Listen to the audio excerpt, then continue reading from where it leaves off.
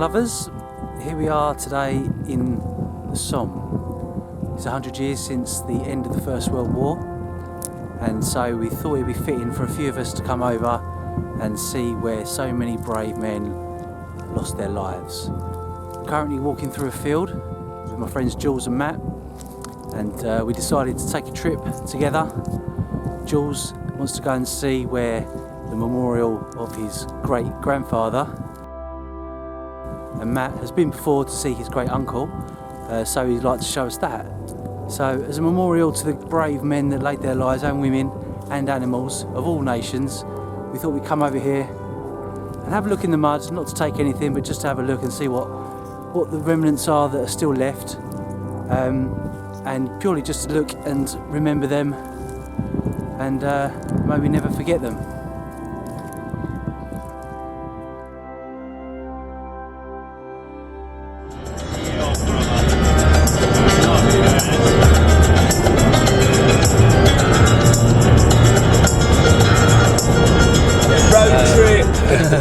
Alright, mud lovers, here we are on the Euro tunnel to France to look at the Somme. We'll show you each place we go to. We've got 10 things on the list. One of them's a McDonald's. Typical. Mine's a siesta. And we're going to go and look for Jules's great-grandfather's memorial plaque in Artois. Follow us and see how we get on. LA Jazz.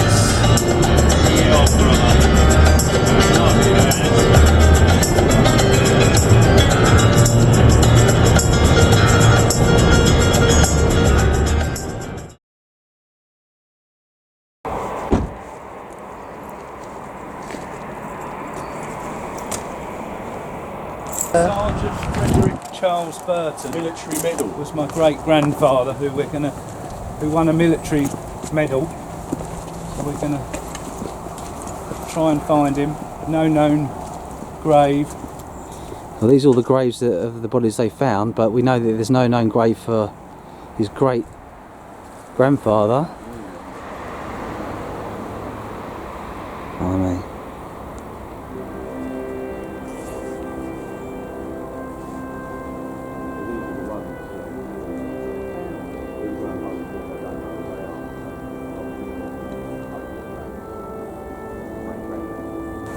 And that's the Honourable Artillery Company badge, which I found one in the Thames the other day.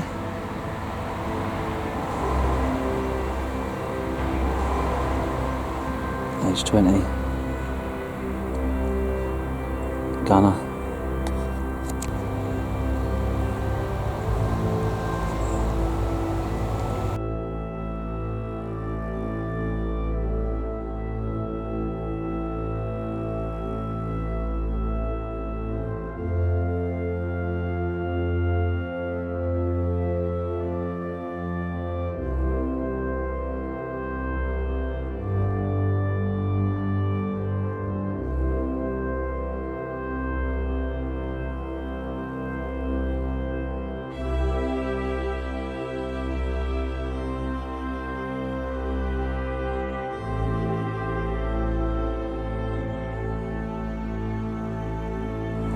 Where is it, Jules? Here.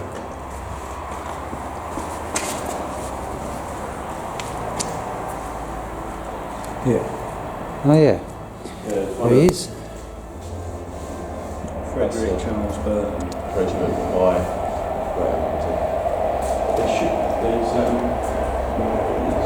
The 2nd Battalion London Regiment Royal Fusiliers. Brilliant. Well, that's a good start to the day. Yeah. Cracking. Never forgotten, there you go.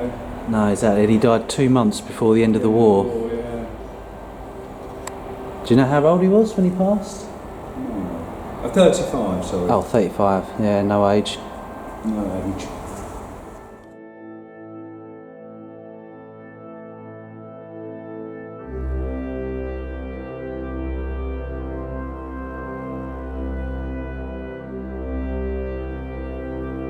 What I was saying to Jules is that every Commonwealth War grave's the same. You have the big crucifix at the end, the plinth there, there's a visitor's book and a little guidebook about the names of your great granddads in it.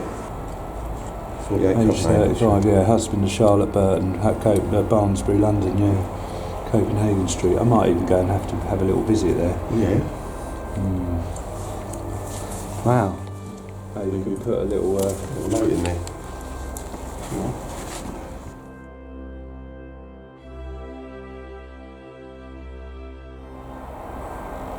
That was a while before. Fusiliers, yeah. But he still might have known him. Yeah. Good chance. Could have been one of his privates. Yeah. I think your one's got sort of a real good story to it. Apart from the personal things, military medal, and he was a sergeant as well. So we'd obviously seen quite a lot of Fair action. bit, and yeah. to get a military medal is yeah. What do you reckon he got a military medal? Right. bravery. I think How was that awarded? the distinct. Would that have been awarded to him? No, afterwards. No, not possibly. Not necessarily, no. huh? Because there's a member of my family who's in the Northumberland Fusiliers, and he's got a military medal.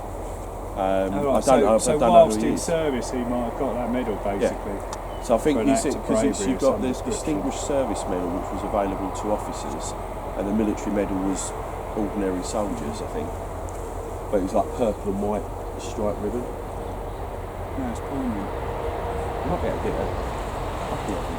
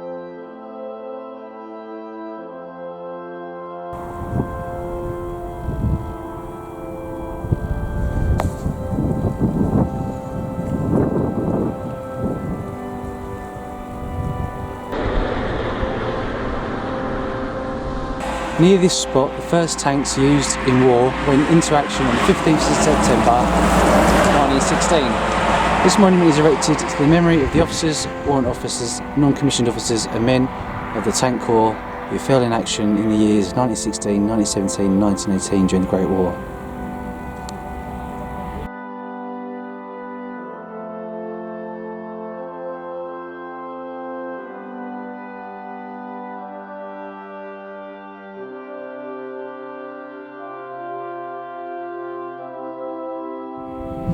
The ruin of Pozieres Windmill, which lies here, was the centre of the struggle in this part of the Somme battlefield in July and August 1916. It was captured on August 4th by the Australian troops, who fell more thickly on this ridge than on any other battlefield of the war.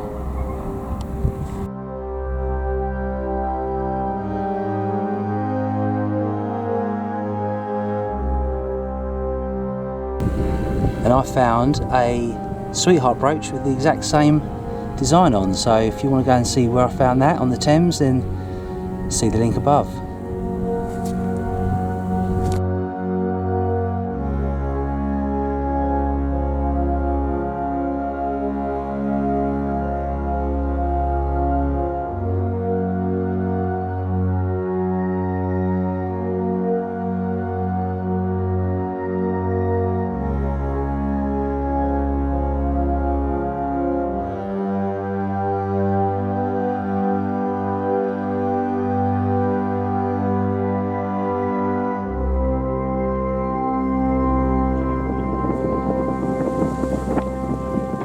To all the animals, they held no malice, they served all nations, they worked and died in the service of man.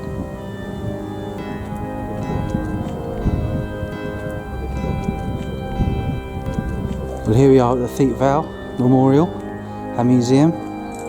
This is where Matt's great uncle has got his name on the memorial.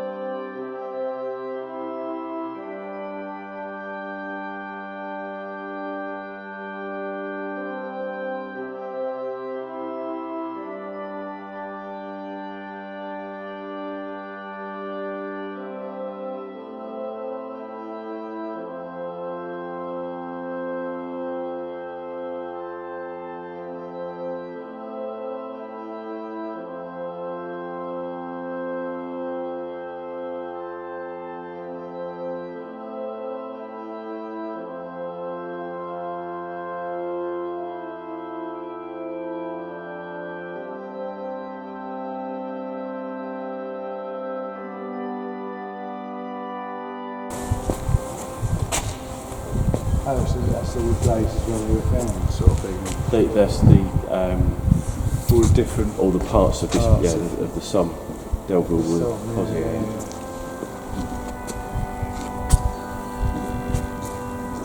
Wow.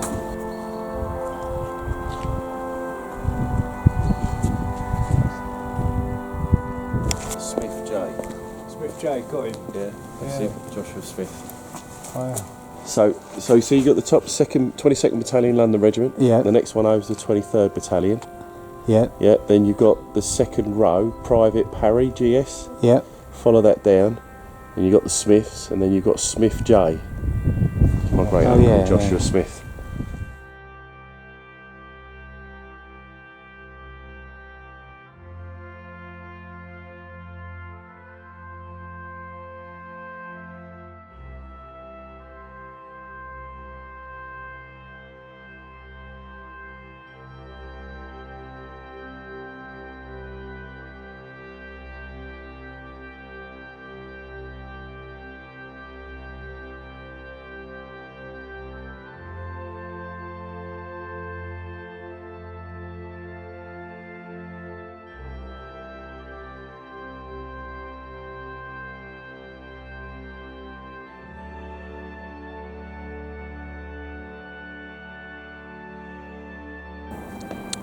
Genuine trenches.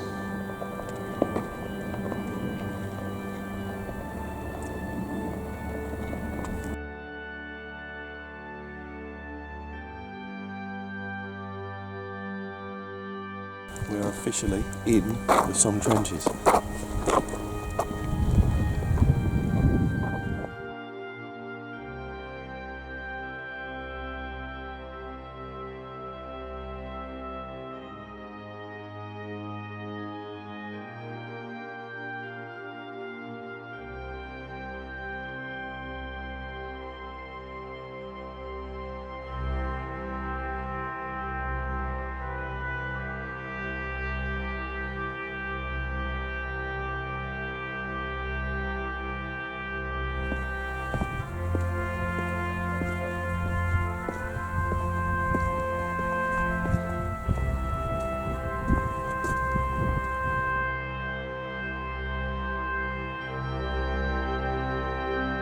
Original barbed wire. Twisty poles.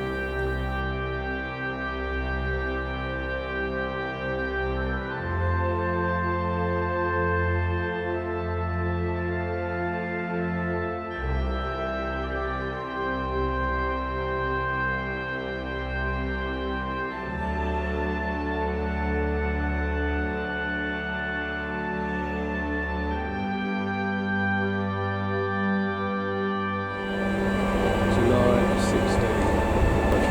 You know how the mines work? No. So you'd have, say for instance, you had like the German front line, and they'd all have bunkers and things like that, and dug into the ground. Yeah. What the troops would do is that the mining companies would dig underneath, so dig right down, make a big hole, fill it with TNT, Yeah. and then come back, time the Charge, explosion, yeah. it would blow up everything that was underneath. God, it's massive. It is absolutely enormous. Wow. Oh, I didn't realise how big it is. So is that what they did here then? They tunnelled in So tunnelled underneath, yeah. and they blew the hell out of it. They had to do it, and so the Germans and the British used to do it in total silence, because they could hear, so sometimes they'd be like tunnelling above each other, Right, yeah. not realising they might tunnel in, and if they Into heard each them, they'd other, tunnel yeah. down, and then what they would do is then put some explosives and blow it up and then bury them alive, so they'd be trapped in there, or hand-to-hand combat.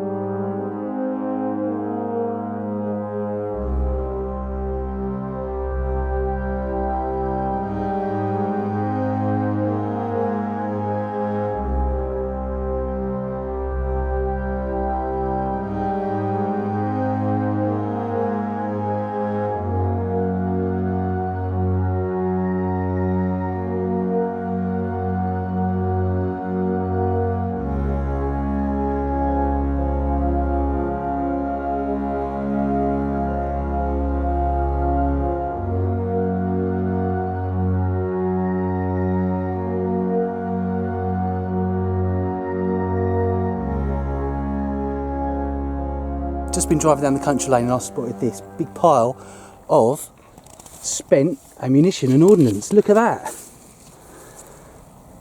Wow.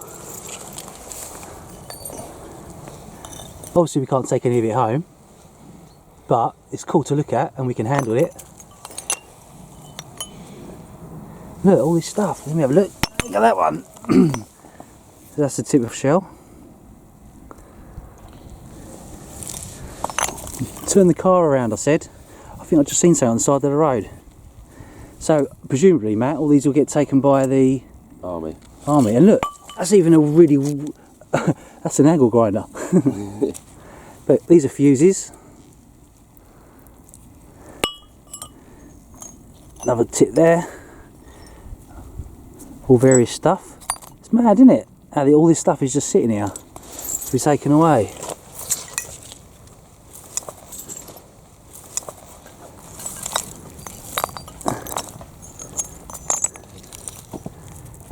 Unbelievable.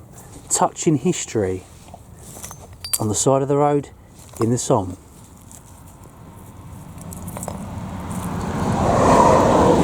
Amazing, yeah.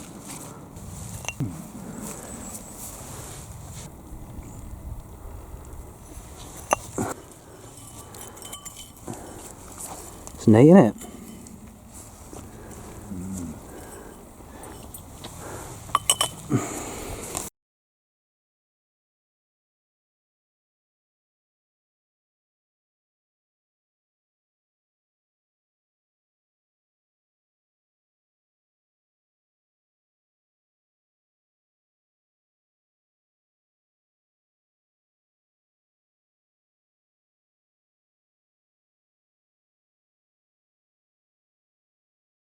In this area here, probably just over there, about 200 yards, this was my great uncle died on the 15th of September 1916. He was 23 years of age. Went over the top with the 23rd Battalion of the London Regiment in the capture of High Wood. Wow. It was the first time tanks were ever used in battle. Excellent. And we're going to have a little look on the fields now and see if we can see any remnants of that battle. Don't know what it is. If I was back home, I'd say it was part of a plough. Who knows? Oh, it looks like it might be part of a shell. Yeah, quite a chunk. And Matt's just found a sort of bolt or something big and chunky, metallic. Not sure what it is, but most likely from the war. Cool.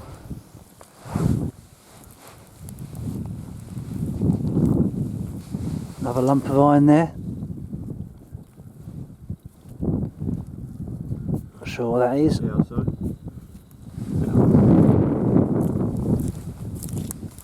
Oh wow, Matt's found a bullet. Wow, look at that. Spent shell 303. from the First World War. That looks like, you see, well, Yeah. that's the, what's it called, a tension ring that goes around the shell. Put it back. Bit of a shrapnel ball there, and that's called me out or something.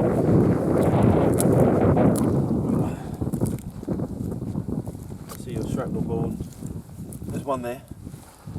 Yep, And one there. yep. Wow. Still in situ after all these years. And we find these on the Thames, as you've seen.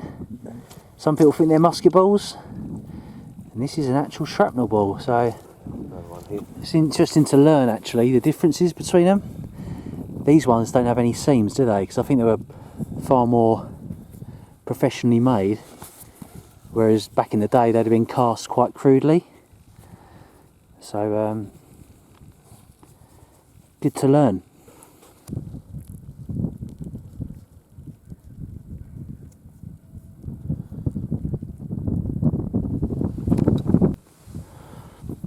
Bit of pottery.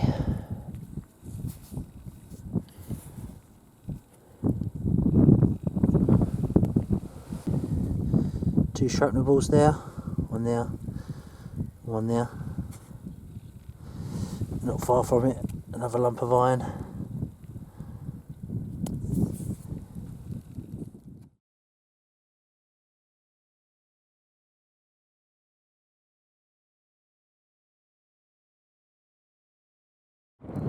Spot the World War I relic. Spot the find, Somme special. Some special. Oh wow, I think I've seen it already. Unbelievable. There's a fair sized shell. Crikey. Whoa. That is awesome. Well, you know, not awesome the damage it done, but No. iron shell Fair case. old boy. Exactly. And you can still see there that the marks, you know, have got the lines there. So that would have helped to spin it. That would have followed the spiral design inside the ball, gun. yeah. Yeah, and that would have Spun it out. spun it out, exactly. Wow. Nearly tripped over it. Jules has called me over to show me something else.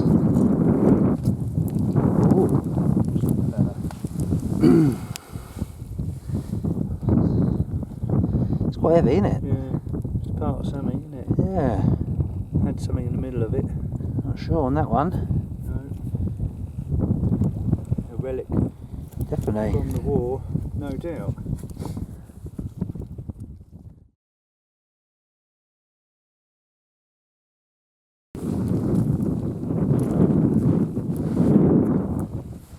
Yeah, that's a fuse, I think.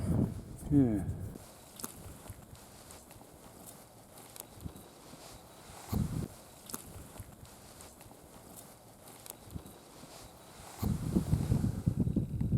Bit of shrapnel. Oh yeah. Still got the paint on it. What, did they paint them, did they? Oh, I'm assuming that's paint. Found, sir? Oh look, you know the lump of bit that shrapnel. goes on the bottom. Right, yeah. Look, it's still got I'm assuming that's the paint. Yeah, it's the paint, yeah. Wow. Pretty awesome. Interesting piece, yeah.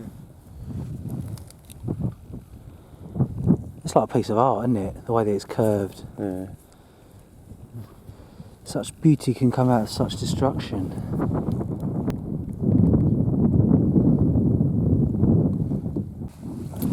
Oh, that's what we found earlier. I was wondering what it was.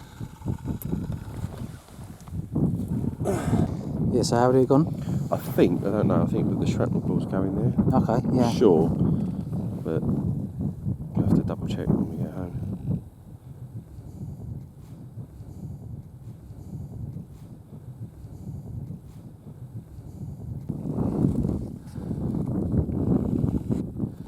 Bit of rust here, bit of just identifiable, but one of many pieces of rust in the field. Now it's being used as a field for growing these bad boys. That big piece of iron.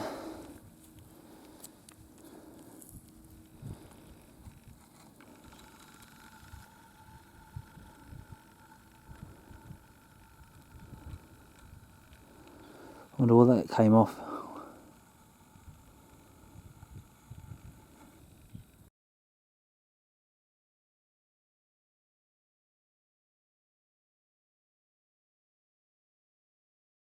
The memorial over there.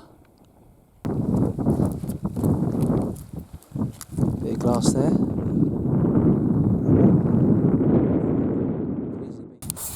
Matt's found half of a shell there. That's all right. So Matt, or Jules, one of the two, Matt. Here's me. it was Matt, Matt, eagle-eyed Matt. found a timer switch off a shell. Lovely jubbly. So around there will be numbers. We found these on the Thames before, quite a lot, but never a full one like that on its own, so that's quite cool. And Jules has found another shell. Better put it by the road and they can come and sort it out.